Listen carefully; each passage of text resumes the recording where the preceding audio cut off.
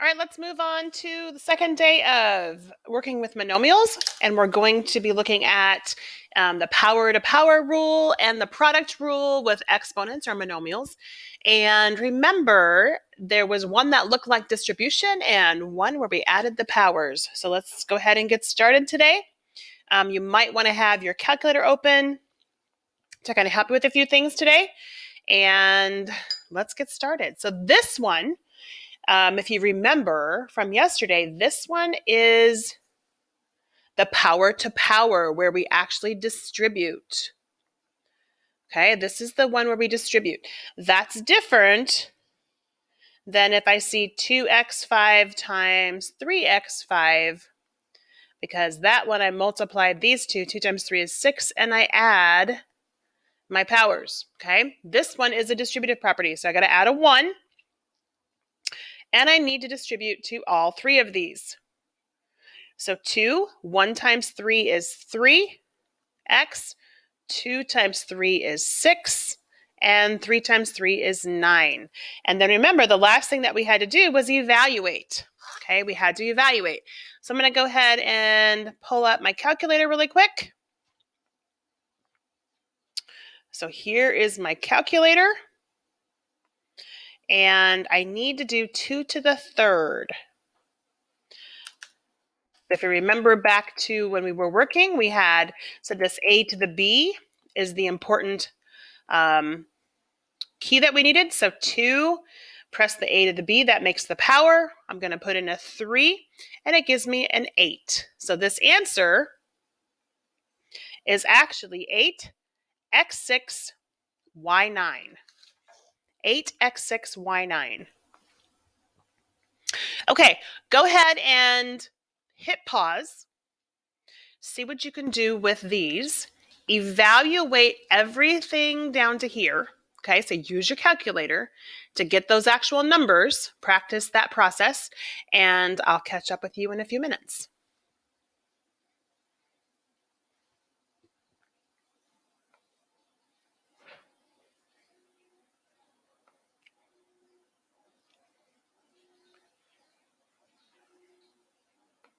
Okay, let's go through these.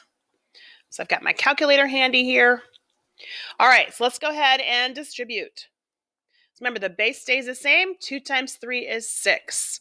And if I take 3 to the 6th power, I get 729. Again, base stays the same. 2 times 4 is 8. 2 to the 8th power is 256. Base stays the same. 3 times 2 is 6. This is going to be a pretty good size number.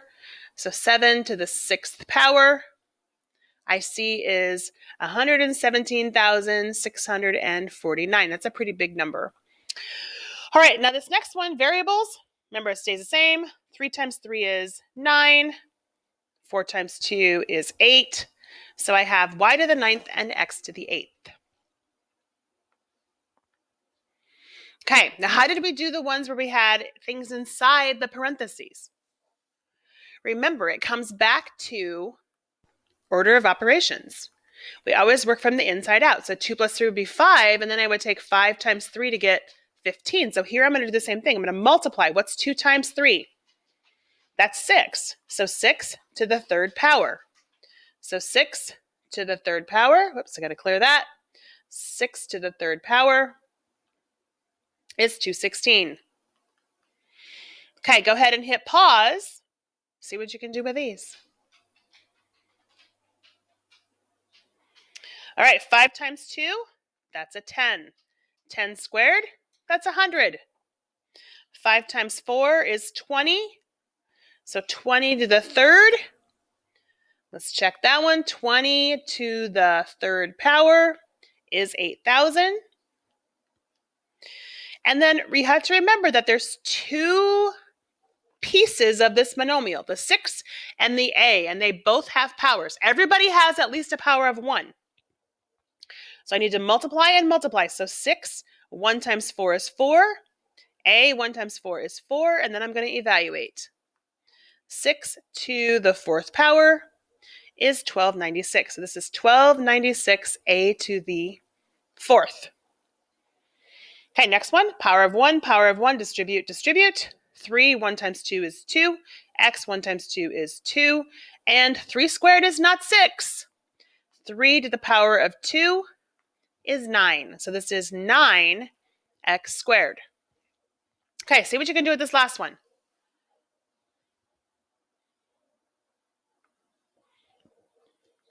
All right, this one's got 1, 2, 3 things. I got to multiply 3 times. 3, 4 times 1 is 4. X, 3 times 4 is 12. Y, 2 times 4 is 8. And then I'm going to evaluate. 3 to the 4th power gives me 81. So 81, x 12, y 8.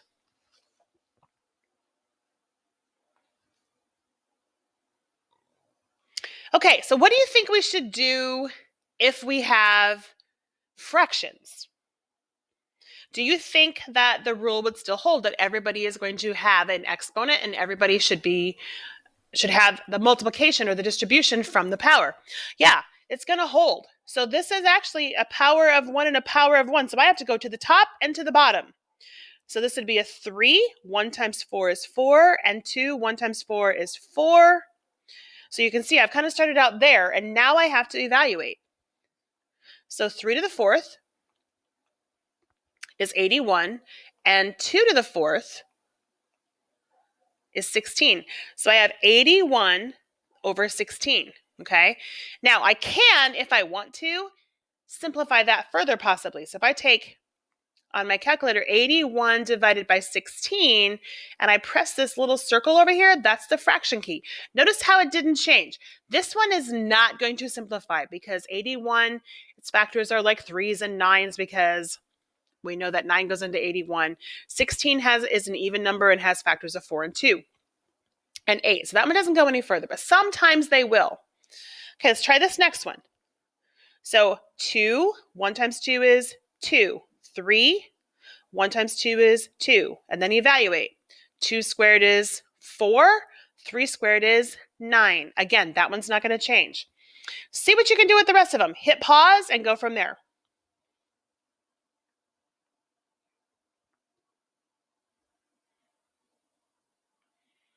Okay, let's see how you did. Power of 1, power of 1. 4. 1 times 3 is 3. 3. 1 times 3 is 3. So 4 to the 3rd power is 64. And 3 to the 3rd power is 27. So I have 64 over 27. Now, when it's a variable, it's the same thing. So x, 1 times 3 is 3. 2, 1 times 3 is 3. But on this one, I don't have to evaluate the variable, so I just leave the variable alone. 2 to the 3rd power is 8. And on the last one, a, 1 times 4 is 4. B, 1 times 4 is 4. And that one's done. Because those are not like terms, I can't go any farther. So what do you think we should do with this next one? Do you think that our multiplication, our distribution is going to hold through the division? Yeah, it holds. So I'm going to multiply and multiply, multiply and multiply. There's 1, 2, 3, 4 powers there. Okay, there's 4 powers. So I have 2. 1 times 2 is 2. X, 3 times 2 is 6. 5, 1 times 2 is 2. And y, 2 times 2 is 4. Then I have to evaluate. Okay, 2 squared is 4. My x to the 6 isn't going to change. 5 squared is 5 times 5, so 25, y 4. And I'm done. Okay, I'm done. All right, go ahead and hit pause and get started on this next one. I'll catch up with you. We might have to do some simplification on this next one, but we'll kind of see what we have as we get going. All right, so hopefully when you looked at this, you realize there's 1, 2, 3, 4, 5 multiplications. So 1, 2, 3, 4, 5. I added a 1 on that W. Okay, I added a 1. So we have 3. I made that a little bit big. Let me drop this down a little bit so I have a little bit more room.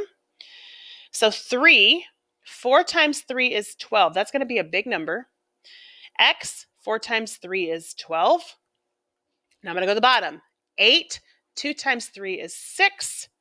W, 1 times 3 is 3. And Y, 3 times 3 is 9. Okay, we need to evaluate. So let's go ahead and figure out what 3 to the 12th is. So 3 to the 12th. That's 531,441. My x12 can stay the same. And let's now look at 8 to the 6th. So 8 to the 6th power is 262,144, W3, Y9. Okay, let's try to simplify this part and see if it goes down to something smaller. It might not.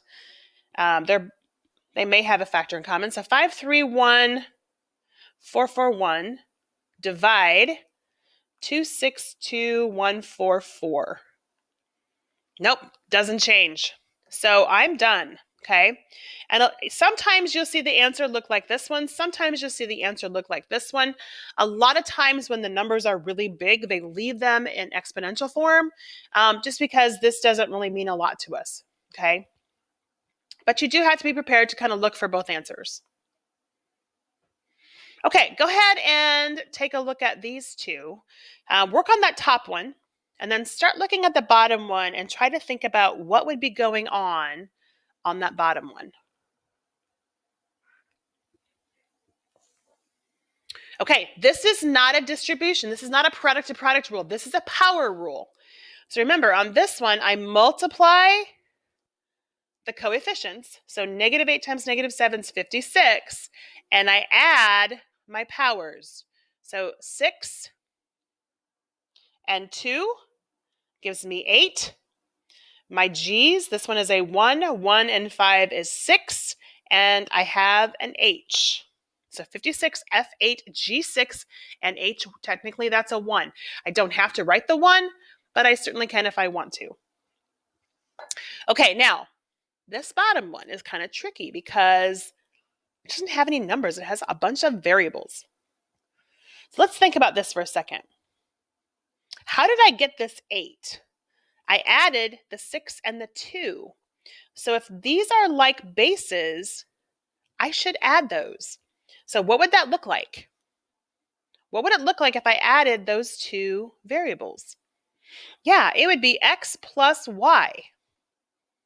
So I have a to the x plus y. Well, what would the b be? Well, its variables are y and z. Or sorry, that's an s, I guess. Y and s. So I have a y plus s. And then my c, I would have a z plus t. So the process really doesn't change. Even if we're given variables, it's still going to stay the same. Okay, so let's look at how we handle these again.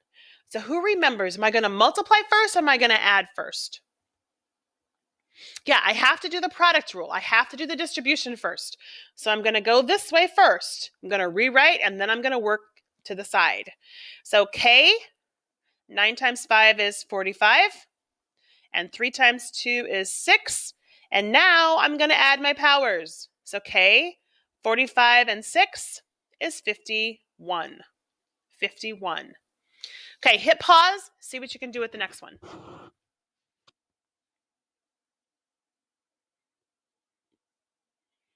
All right, let's see how we did. So 14, distribute, distribute, distribute. So that would be 14 squared, A8, B12. And then I have to go A42 and C21. All right, do I have any other numbers? Any other coefficients? I don't see any, so I'm going to take 14 and square it, and that's going to give me 196. So I have my numbers. All right, let's look at our A's. So my A's, I have an 8 and a 42. That would give me a 50 because I'm adding. I don't have any more B's, so my B is going to drop down, and so are my C's. So B12, C21. Okay, so what about if we're given a word problem? So this says, what is the area of a square with the length of a side equaling 3a5? So let's draw a square. Let's just think back for area for a second. So if this is 5 and this is 4, how do I find the area? Well, it's 5 times 4, which would be 20. So that's the inside. The area is the inside. That would be 20. So if they are telling me that I have a square with the side length of 3a5, that means that all these sides are the same because it's a square, okay? All the sides are the same. So I'm still going to multiply length times width, okay? Length times width. So that would be 3a5 times 3a5. Well, 3 times 3 is 9, and my A's, 5 plus 5 is 10. So my answer is 9a10. That would be how many square units the area of the square would be. Okay, hit pause, see if you can figure out how to draw the rectangle that they're talking about below, and see if you can figure out the area.